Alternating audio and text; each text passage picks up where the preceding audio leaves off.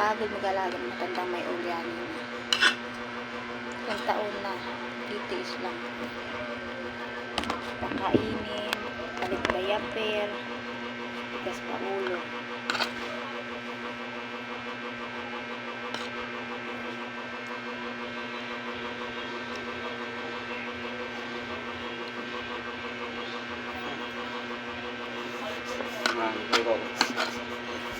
Ganyan kahirap mag-alaga ng matanda. Palit diaper, pakain, sakit sa ulo pag ganito, ulyanin. Tulungan nyo naman ako. Hindi ko siya kaano-ano guys. Tinutulungan ko yan. Nakapagod. Hirap.